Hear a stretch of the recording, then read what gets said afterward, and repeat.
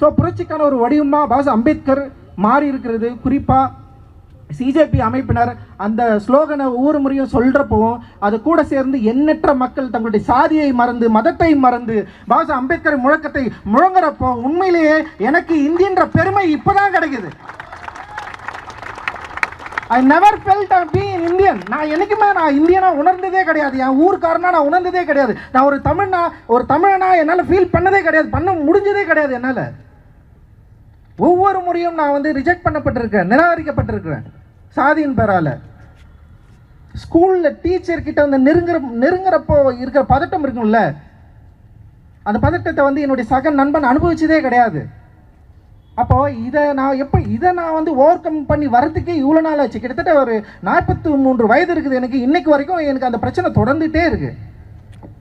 ஒவ்வொருத்தரையும் பார்க்குறப்போ இவன் எதனால் இப்படி இருக்கான், இவனுக்கு என்ன பிரச்சனை இருக்கும், அவன் வந்து அம்பேத்கர் புக்கு வச்சுட்டு இருக்கானே, அவனை ஏதாவது ஜாதின்னு சொல்கிறாங்களோ, அவனை வந்து காலி பண்ணுறாங்களோ, அவ்வளோ பயம்.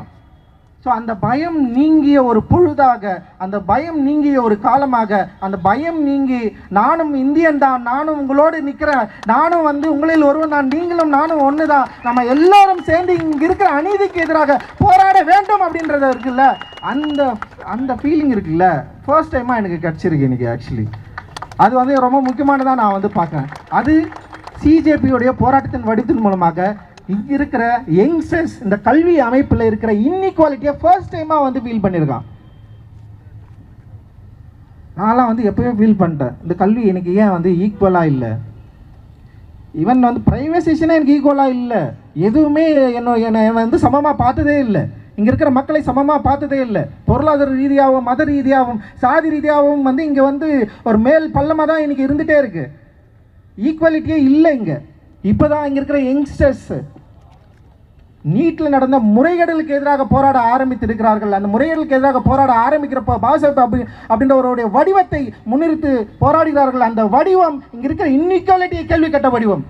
ஸோ அந்த இன்இக்வாலிட்டியை புரிந்து கொள்ளக்கூடிய ஒரு ஸ்பேஸ் இன்னைக்கு உருவாயிருக்கிறதா நான் வந்து பார்க்குறேன்.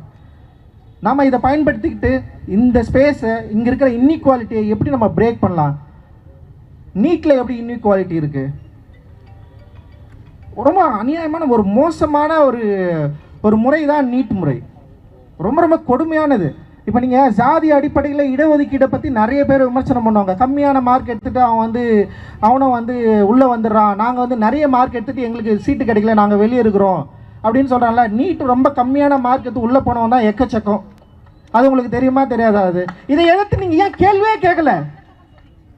120 மார்க் எடுத்தவன் இன்னைக்கு வந்து டாக்டராக படிச்சுட்டு இருக்கிறான் பணம் இருக்கிறதுனால. யாராவது கேள்வி கேட்டிங்களா? இங்கே இருக்கிற மாணவர்கள் தலித்துகள் வந்து ரிசர்வேஷன் மூலமாக படிக்கிறாங்க அப்படின்றத காலங்காலமாக சொல்லிகிட்டே இருக்கிறீங்கள. நேற்று கூட ஒரு தோழர் வந்து பேசினார், தமிழகத்தில் வந்து இடஒதுக்கீடு இருந்ததுனால தான் மலமல்லீரல் கூட வந்து இங்கே வந்து டாக்டராக படிக்க முடிஞ்சதெல்லாம் சொன்னார். நீ டாக்டரானதை பற்றி எப்போ பேச போகிற? மலம் அல்லவன் டாக்டர் பற்றி நீ பேசுறல்ல.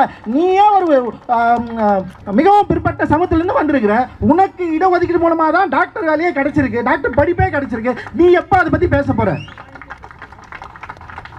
ஒவ்வொரு முறையும் தலித்துகள் தான் இடஒதுக்கீடு மூலமாக உள்ள வந்துட்டான். எவ்வளவு மோசமான ஒரு குற்றச்சாட்டு, ரொம்ப கவலையாக இருக்கு. எப்போ இதை வந்து நம்ம பேச போகிறோம்? அப்படி இருக்கிற பட்சத்தில் தான் 120 மார்க்கு 200 மார்க் எடுத்த நீட்டில் எடுத்த மாணவர்கள் இன்னைக்கு வந்து மருத்துவராக படிச்சுட்டு இருக்காங்க. காரணம் பணம்.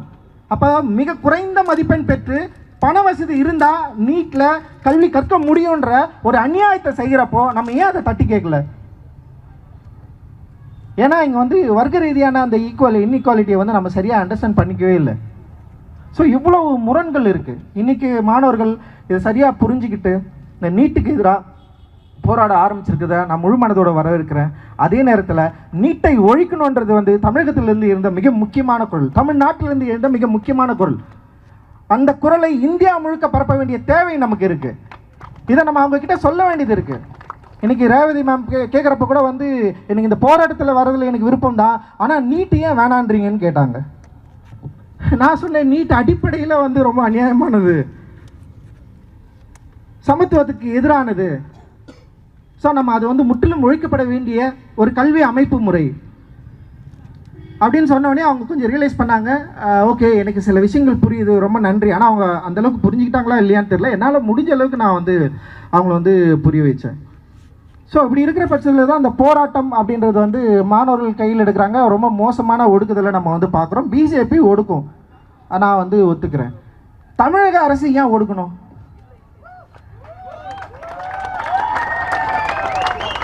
பிஜேபி மாணவர்கள அடிக்குது. ஏன்னா வந்து அடிப்படையில் இங்கே இருக்கிற ஒரு ஈக்குவாலிட்டிக்கு எதிரான ஒரு கட்சி, ஒரு பாசிசத்தை வளர்த்தெடுத்த கட்சி. நீங்கள் பாசிசத்துக்கு எதிரானவர்கள். நீங்கள் ஆக்கப்பூர்வமான ஒரு மாற்றத்தை உருவாக்கி இங்கே தமிழகத்தை முன்னோடி மாநிலமாக்க விரும்புகிற ஒரு கட்சி. நீங்கள் போராடுகிற மாணவர்களை ஏன் அடிக்கிறீங்க? யார் உங்களுக்கு அந்த ரைட்ஸ் கொடுத்தது? பேட்ச் இல்லாமல் அடிக்கிற அளவுக்கு கோழைகளா நீங்கள்? நான் கேட்குறேன். நான்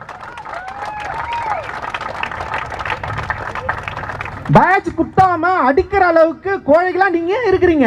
அடிக்கணும்னு முடிவு எடுத்துட்டீங்க, அடிங்க. அதை எதிர்கொள்ள நாங்கள் தயாராக இருக்கிறோன்ற நான்